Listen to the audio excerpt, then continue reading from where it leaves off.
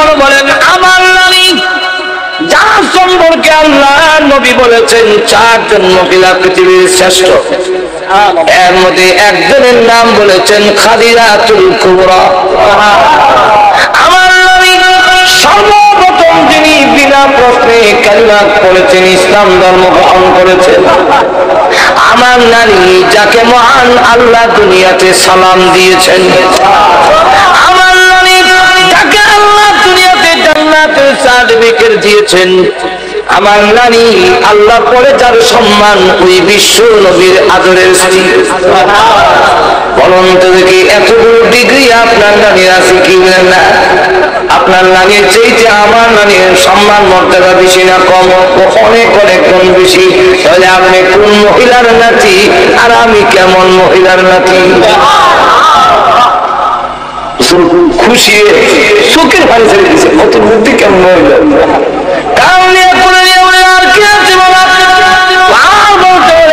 আপনার নানাকে এতক্ষণে আসল জায়গায় ঘুরে আইছে। আপনার নানাকে বলুন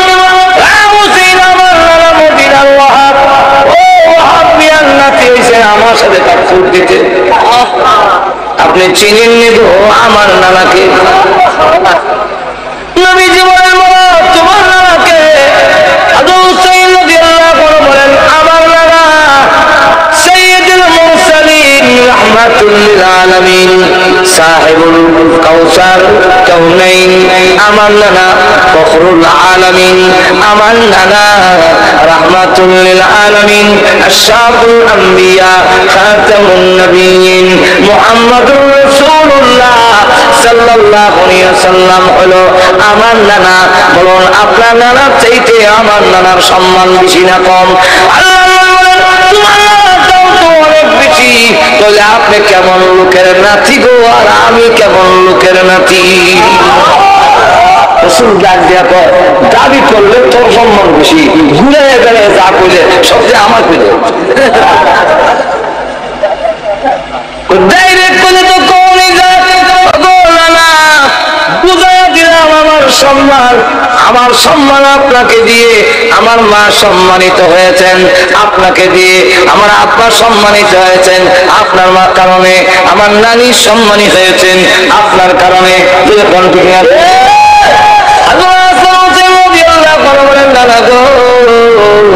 এই ভর্তিকে ওই করে যাবো, একটু আলু দেন না। আল্লাহ নবী বলেন আলু নাই, লাইট নাই, তবে যাওয়ার ব্যবস্থা করে দেই। আমি মুস্কি হাসি দিই, এই বাদ দিয়া যাই গিয়া কন্যা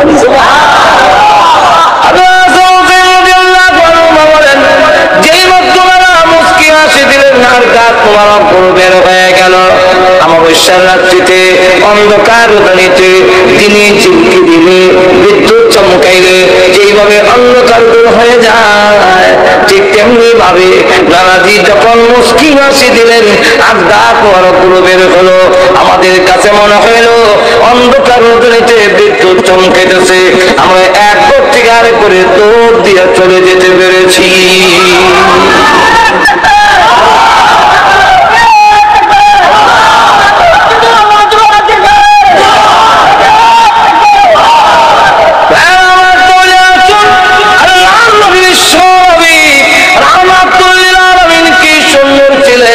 সুন্দরের ওয়াজ শেষ করা যাবে না আমার।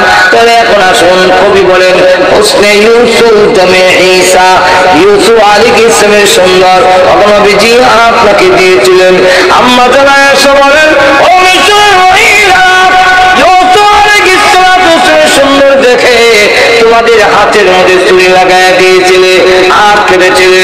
আর আমার স্বামী বিশ্ব নবী রাহমাতুল লিল আলামিনকে যদি এক নজরে দেখতে, তাহলে ছুরি হাতের মধ্যে না লাগাইয়া তোমাদের ছুরি কলিজার মধ্যে লাগাইয়া দিতে। ইউসুফ আলাইহিস সালামের সুন্দর দেখে একজন লোক কালিমা পড়ে নাই, কিন্তু আল্লাহ নবী স্বামী রাহমাতুল লিল আলামিনের সুন্দর দেখে অসংখ্য ঘটনা আছে যারা কালিমা পড়ে মুসলমান হয়ে গেছে। তাহলে ইউসুফ আলাইহিসসালামকে যে সুন্দর দিয়েছিলেন, আমাদের নবীকে আল্লাহ তার চাইতে দামও দিয়েছিলেন। হাদিসের মধ্যে এসে কানান নবী সাল্লাল্লাহু আলাইহি ওয়াসাল্লাম আহসানান আহসান, রাসূল সবচেয়ে বেশি সুন্দর ছিলেন। ভাই আমার লক্ষ্য করে দেখুন, দুই নম্বর কবি বলেন তবে ঈসা আলাইহিস সালামকে আল্লাহ এমন মর্যাদা দিয়েছিলেন, মাটিটা পাখি বানাইয়া গু দিলে প্রাণ কথা ফিহি, মাটির পাখি উড়াল দিয়ে চোখের আড়ালে গিয়া মাটিতে ফিরে শেষ। ঈসা আলাইহিস সালাম কোন কবরে গিয়ে বললে কুম বিসমিল্লাহ, আল্লাহর হুকুমে ওঠো। কার হুকুমে?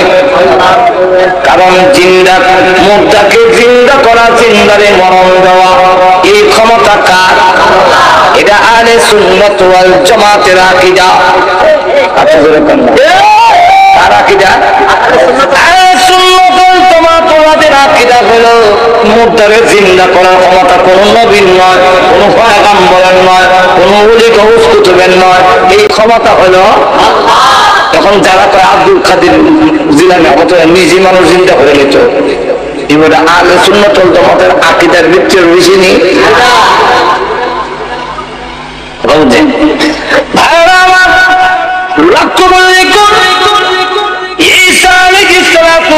যখন বলতেন কুন বিসমিল্লাহ, তখন মুর্দা জিন্দা হয়ে উঠত। এই মুজিজা আল্লাহ আমাদের নবীকেও দান করেছিলেন, না দেন নাই? কাবিরকে যখন কালিমা দাওয়াত দিল, সে তখন ডাক দেখো আমার মেয়েটা কবরে ঘুমায় আছে, সে যদি জিন্দা হয় তাহলে আমি আপনার কালিমা পড়বো। তার ধারণা হইল মুর্দা জিন্দা হবে না, আমারও কালিমা পড়তে হবে না। আল্লাহ নবী বলে তোমার মেয়ের কবরটা কোন নামে দেখায় দাও, এই যে কবর। আল্লাহ নবী কি বলেন?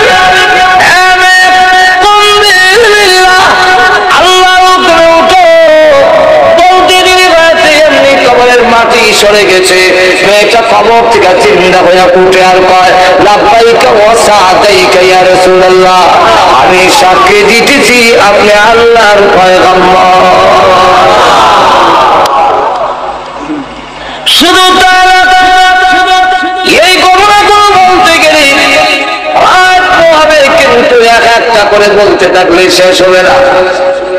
দালাইলুন নবুওয়াত নামক কিতাবের মধ্যে লেখে হযরত জাবির রাদিয়াল্লাহু আনহু গিয়ে বলেন নবীজির সামনে গেলেন, নবীজির চেহারা মুবারকের দিকে তাকাইয়া বুঝে ফেলেছেন নবীর পেটে খিদা আছে, চেহারার রং পরিবর্তন দেখা যায়।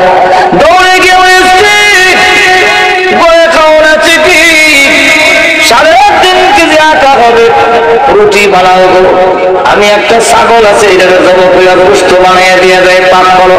কি করবেন? আমি নবীজিকে দাওয়াত দিব। স্বামী আমাদের ঘরে যে আর কোনো খাবার নাই, বাচ্চারা কি খাওয়াবো?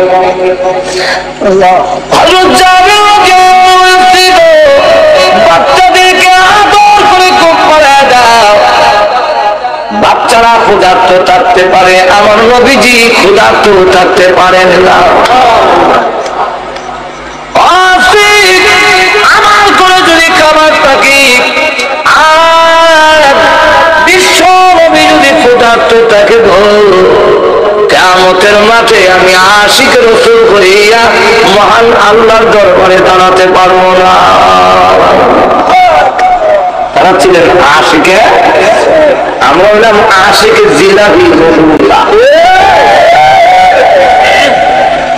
সাহাবায়ে কেরাম ছিলেন আশিকে রাসূল, জীবন উৎসর্গ করেছে, সন্তানের কথা খেয়াল করে নাই। আমি নবীর সুন্নতই মানি না, আমি কেমনে আশিক রাসূল হলাম? আমার বুঝে ধরে না। আশেক দুই রকমের হয়, একটা হলো ব্যক্তির আশেক আর একটা হলো ব্যক্তির মালের আশেক। সাহাবায়ে কেরাম ছিলেন ব্যক্তি রাসূলের আশেক, জীবন উৎসর্গ করেছে, নবী যা পছন্দ করে নাই তা কোনোদিন তারা ব্যবহার করে নাই। নবীজির দরবারে এক সাহাবী গেছেন হলুদ রঙের চাদর গাও দিয়া, হলুদ আর শালু কাপড় যে একটা লাল, এই দুই কাপড় পুরুষের জন্য ব্যবহার করা মাকরুহে তাহরিমি। শালু কাপড় যে একটা লাল, এটা পুরুষের জন্য নিষেধ। হলুদ করা, হলুদ রং পুরুষের জন্য নিষেধ। কে নিষেধ করছেন? রাসূল। কে? এক সাহাবী করা হলুদ রঙের চাদর গাজিয়া সালাম দেয়, আসসালামু আলাইকা ইয়া রাসূলুল্লাহ। সালামের জবাব দেন খায়,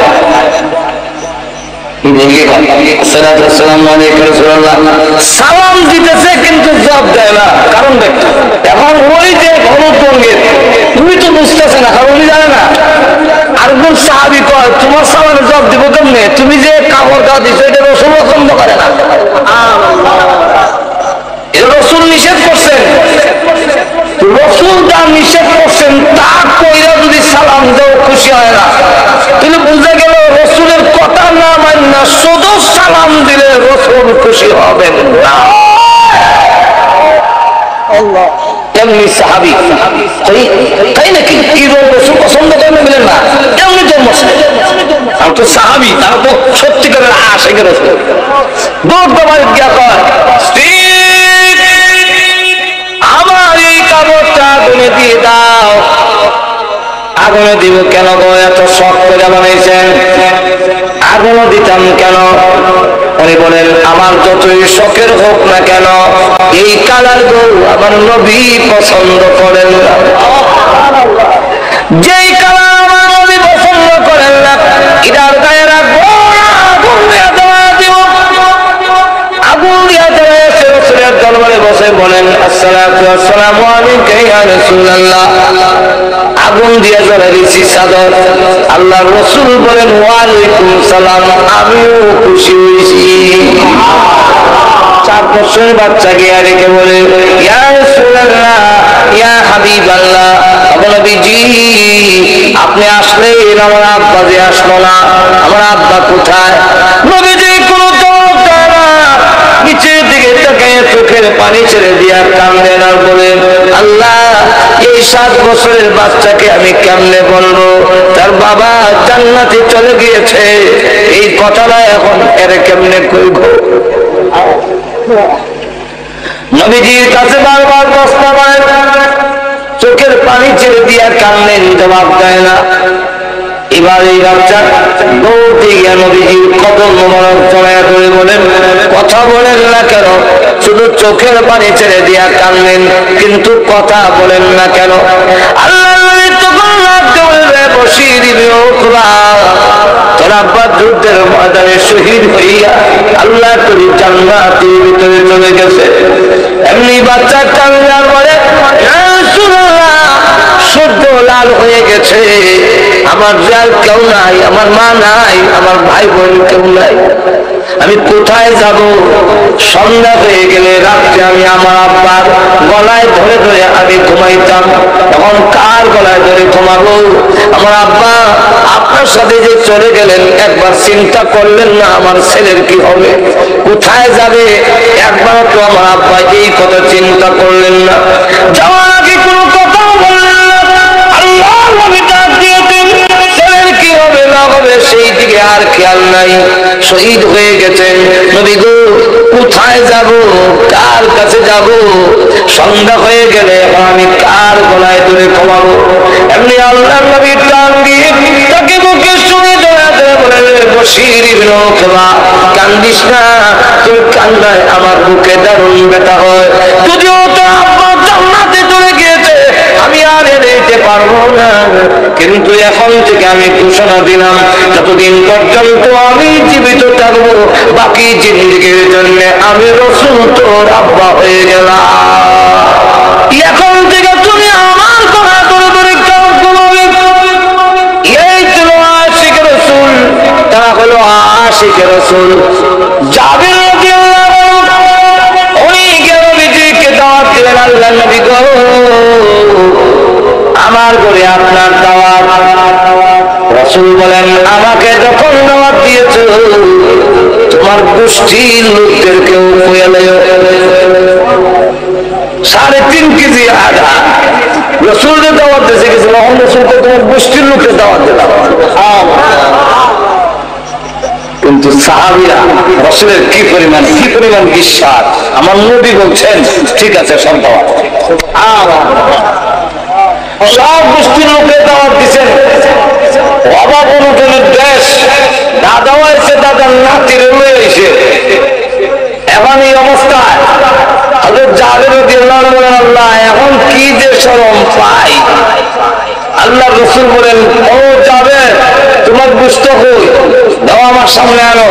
আনছেন। রুটি কই, আমার সামনে আনো। আনলেন। রাসূল এগুলোর মধ্যে হাত মোবারক বুলাইলেন আর বরকতের জন্য দোয়া করলেন। ওরা বললেন এক একজনকে 3টা করে রুটি দাও। হযরত জাবের রাদিয়াল্লাহু আনহু বলেন 3টা করে রুটি এক একজনকে দিলাম, সব খাইলো। আমার ঘরের যারা আছেন সকলে খাইলাম, নবীজি খাইলেন। আমি রাস্তায় গিয়া দাঁড়ায় বললাম, আর কোনো খানেওয়ালা বাকি আছে কি? আমার ঘরে এখনো খাওয়ার আছে, তাড়াতাড়ি আসো। কোনো লোক সাড়া দিল না। কিন্তু আমি ডাকনা উল্টে গিয়ে দেখি আল্লাহর কসম আমার একটা রুটিও কমছে না, যা আছে।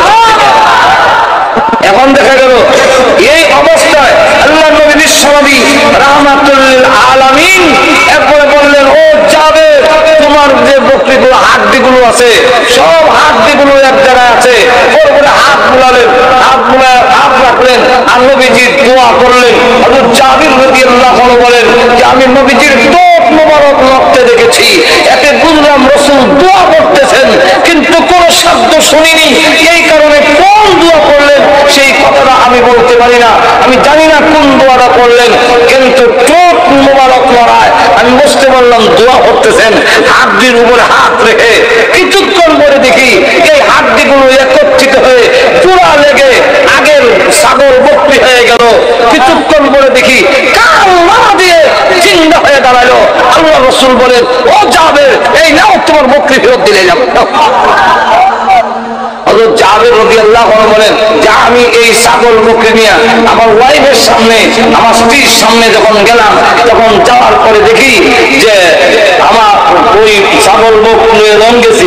আমার ওয়াইফের ছাগল বকরিটা দেখে বলে, এটা তো আমরা বকরিদের লাগা। হযরত জাবের রাদিয়াল্লাহু আনহু বলেন, লাগাম কইও না, আমরা তো আমরা কেন জব করে খাওয়াই দিলেন, লাগাম কত আমরা কি করি? উনি বলেন খাওয়াইছিলাম ঠিকই, বিশ্বনবীর মুজিজা রাসূলের দোয়ার বরকতে হাড্ডির থেকে আগের বকরি হয়ে গেছে। এই জাতীয় গহনা যদি বলতে যাই শেষ হবে না। এই জন্য কবি বলেন, হোসনে ইউসুফ দামে ঈসা, হোসনে ইউসুফ দামে ঈসা ইয়াদ বজাদারি আতে খুবা আমাদারন্দ তু তনহাদারি। কবি বলতেছেন ইউসুফ আলাইহিস সালামের সুন্দর, ঈসা আলাইহিস সালামের পুত্রের মুজিজা, আর মুসা আলাইহিস সালামের আত্মবল তুলিতে রাখলে আর বের করলে লাইটের মতো সাদা হয়ে যেত। এই মুজিজা নবীজি এক কথায় আমাদারন্দ তু তনহাদারি, সমস্ত নবীরা যে সমস্ত মুজিজার অধিকারী ছিলেন, আপনি একাই সমস্ত মুজিজার অধিকারী। কিন্তু নবীজি আপনাকে আল্লাহ যা দিয়েছেন সকল নবীকে আল্লাহ তা দেন নাই। আমাদের নবীকে যা দিয়েছেন তা সকল নবীকে দেন নাই। এগুলা কি কিছু আলোচনা সূরা কাউসারের মধ্যে আল্লাহ বলছেন। আল্লাহ রাব্বুল আলামিন এই সূরা কাউসারের মধ্যে এমন কতগুলো নিয়ামতের কথা বলছেন যেগুলো আমাদের নবীকে দেওয়া হয়েছে আর কোন নবীকে দেওয়া হয় নাই। এই সূরার ভিতরে আলোচনা শুনতে হলে এর আগে এই সূরার শানে নজুল বুঝতে হবে। কেন নাযিল করা হয়? দুইটা শানে নজুল। যেরকম কয়টা? দুইটা। একটা শানে নজুল হইল যে আল্লাহ নবী রাহমাতুল লিল আলামিন যখন কালিমার দাওয়াত শুরু করলেন, খানায় কাবার ভিতরে 360টা মূর্তি ছিল। ওই মূর্তিগুলোকে তাওয়াফ করার জন্য আশেপাশের সব দেশ থেকে লোক এসে বৎসরে জমা হতো। স্নান করা নিয়ে এদেরকে খাওয়ান দাওয়ানোর ব্যবস্থা কুরাইশরা করত। মদিনার থেকে এক ইহুদি আলেম আসছে, সে আলেমও আবার সর্দারও আবার ঘুষখোর আছে না, মূল্য লিডারিও করে আবার 2 নম্বর কামও করে। কখনো নাই। এর নাম হলো, এই ইহুদি লোকটার নাম হলো কাব ইবনে আশরাফ। সে আসার পরে মক্কার মুশরিকরা জিজ্ঞাসা করলো যে এই যে মেহমানরা আসে এদের খাবারের ব্যবস্থা আমরা করি, এদের টাকার ব্যবস্থা আমরা করি, এদের সকল সুযোগ সুবিধা আমরা করে দেই, মুহাম্মদ সাল্লাল্লাহু আলাইহি ওয়াসাল্লামকে এই সুযোগ আমরা দেই না। যেহেতু আপনি তাওরাত কিতাবের একজন আলিম, তাহলে আপনি এবার বলেন আপনাদের তাওরাত কিতাবে কি বলে, মুহাম্মদ শ্রেষ্ঠ, মুহাম্মদের সম্মান বেশি না আমরার বেশি? আমরা যে আল্লাহর ঘরের মেহমানের খেদমত করি, সম্মানটা কার? কাব ইবনে আশরাফ ইহুদি আলেম হওয়ার কারণে তার তাওরাত কিতাব সম্পর্কে তার জানা আসেনি, আসলে কিন্তু আলেম। সে তাওরাত কিতাবের পাতা উল্টাইলেই পাতায় পাতায় বিশ্ব নবীর নাম লেখা আছে। এখন সত্য কথা বললে রসুলকে সে খুব ভালো করে জানে উনি যে নবী, কিন্তু চিন্তা করে দেখলো যে ওনার কথা যদি বলি যে উনি নবী, এই কথা বললে তখন দেখা যাবে আমার হালুয়া রুটির মধ্যে বিবরা উঠে যাবে। যেরকম ঠিক হালুয়া রুটির মধ্যে সুতরাং স্বার্থ নষ্ট হবে, তাই সত্য কথা বলবো। স্বার্থের জন্য সত্যটাকে গ্রহণ করিয়া সে বলে যেহেতু মেহমানের মেহমানদারি তোমরা করো, অতএব তোমাদের সম্মান মর্যাদাই মুহাম্মদ সাল্লাল্লাহু আলাইহি চাইতে বেশি। আল্লাহ তুমি স্ত্রী কইলে কি তাহলে তো তার দাঁত ভাঙা জবাব দেওয়ার লাগে, যেরকম ঠিক কিনা?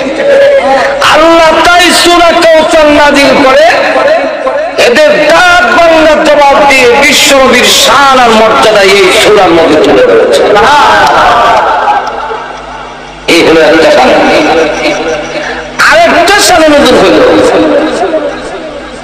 বিশ্ব নবীর রাহমাতুল লিল আলামিনের 3 ছেলে ছিল, 4 মেয়ে। 3 ছেলে, একজনের নাম কাসিম, একজনের নাম হলো তাহির, একজনের নাম হলো ইব্রাহিম। কোন কোন বর্ণনা আছে 4 জন, তাহের তৈয়ব, আজম তৈয়ব। আসলে তাহের নামে তৈয়ব, তৈয়বের নামে তাহের। এই কারণে একজনের 2 নাম, 4 জনের রায়। আসলে সেই কথা হলো 3 ছেলে ছিল আর 4 মেয়ে। কিন্তু আল্লাহ রাব্বুল আলামিন ওনার ছেলেগুলো শুধু থাকতেই নিয়ে এসেছেন, বড় হইতে দেন নাই, শুধু থাকতেই যে নিয়ে গেলেন। রাসূলের মেয়েরা বড় হয়েছেন এবং বিয়ে শাদী দিয়েছেন, আর রাসূলের ছেলেগুলো শুধু থাকতেই আল্লাহ নিয়ে গেছেন। এই যে ছেলেগুলো নিয়ে গেলেন, রাসূলের ছেলেগুলো কেন নিয়ে গেলেন আল্লাহ? এর অনেকগুলো কারণ। এর মধ্যে একটা কারণ হইল আল্লাহ রাব্বুল আলামিন তার নবীর ছেলেগুলোকে ছোট অবস্থায় উঠায় নিলেন, এইগুলো একটা কারণ। আরো কারণ বলতে গেলে সময় যাবে, এই জন্য আমরা করতে চাই না। আল্লাহ নবীর ছেলেরা যখন নাই, আর নবীজি যখন কালিমার দাওয়াত দেয়, আসিফ ইবনে ওয়াইল নামে নবীজির একটা দুশমন, চরম দুশমন, এ ডাক দিয়া কয়, হাতে ঘাটে বয়া খালি মুহাম্মদের কথা কও কেন? দাহু বহুয়া আবতার, তার আলোচনা বাদ দেওয়া দেওয়া, সে হলো নির্বংশ, তার বংশ নাই, তিনি বিদায় হয়ে গেলে ছেলেও নাই, জাতীয় নাই, ক্ষতিও থাকবে না, একদিন অটোমেটিক পৃথিবী থেকে তার নাম মিটে যাবে।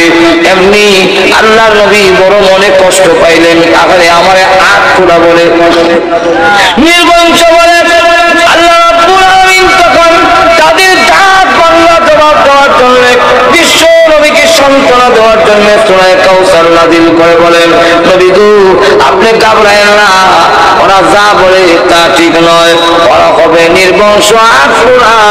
আমি আল্লাহ যতদিন থাকবো আছি ততদিন পর্যন্ত আপনার নবুয়ত থাকবে, বাতিল হবে না। আল্লাহ তখন সূরা কাউসার নাযিল করে বলেন,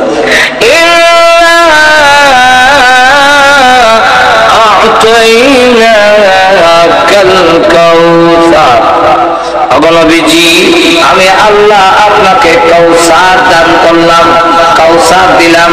এরকম কি কাউসারের ব্যাখ্যা অনেক লম্বা, শুধু কাউসারের শব্দের যদি ব্যাখ্যা দিতে যাই 40 দিন পর্যন্ত এই সামবাড়ি থাকতে হবে। কাউসারের 40টা অর্থ, যেরকম কয়টা? আল্লামা ফখরুদ্দিন রাজি রাহমাতুল্লাহ আলাইহি তাফসীরে কাবীরের মধ্যে কাউসারের 40টা অর্থ লিখেছেন, তাফসীরে বাহরে মুহীতের মধ্যে উল্লেখ করেছেন। অবলম্বী আমি আপনাদের কাউসার দিলাম, এবার তুকি দিলাম। অবলম্বী দুনিয়ার ওই নিয়ামত, যেই নিয়ামত আপনি ছাড়া কোন নবীকে দেই নাই, পরকালের ওই নিয়ামত, যেই নিয়ামত আপনি ছাড়া আর কোন নবীকে দেওয়া হবে না, এই নিয়ামত গুলোর সংক্ষেপ নাম কাউসার, আমি আল্লাহ দান করলাম।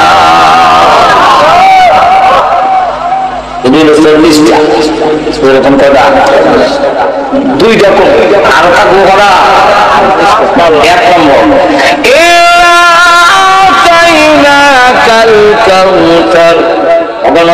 আমি আপনাকে কাউসার দিলাম, এর অর্থ হইল আমি আপনাকে বেশি উম্মত দান করলাম। এত উম্মত আর কোন নবীকে দেন নাই, অথচ নবীর বয়স মাত্র 23 বছর দাওয়াত দিচ্ছে, আর নবী দাওয়াত দিচ্ছে 950 বছর। উম্মত হইল 40 জন 80 জন। তাফসীরে ইবনে কাসিরের মধ্যে বলেন,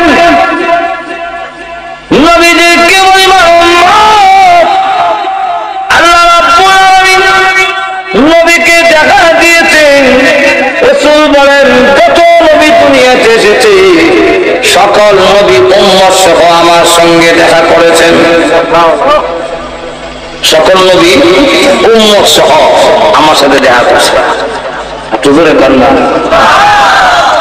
কোন জায়গায় দেখানো হইল?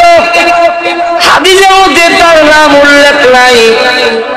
এই জন্য মুহাদ্দিসিনে কেরাম বলেন 2টা জায়গা হতে পারে, একটা হলো মেরাজের রাত্রিতে, আর একটা হলো স্বপ্নের মাধ্যমে।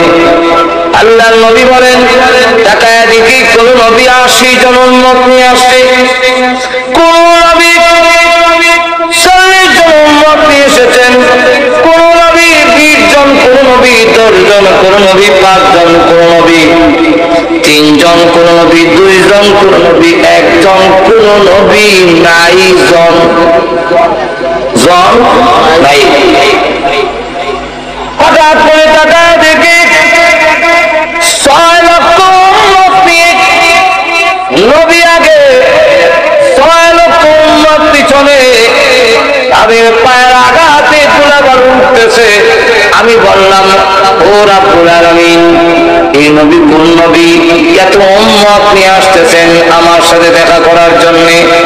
আল্লাহ ডাক দিয়ে বলেন, তিনি হলেন বনি ইসরাইলের জালিলুল কদর পয়গম্বর হযরত মুসা আলাইহিস সালাতু ওয়াস সালাম। তার 6 লক্ষ উম্মত নিয়ে আপনার সাথে দেখা করার জন্য আসতেছে। রাসূলের চারা একটু মনে হয়ে গেল, এই জন্য বাবু এত উম্মত আমার হবে না।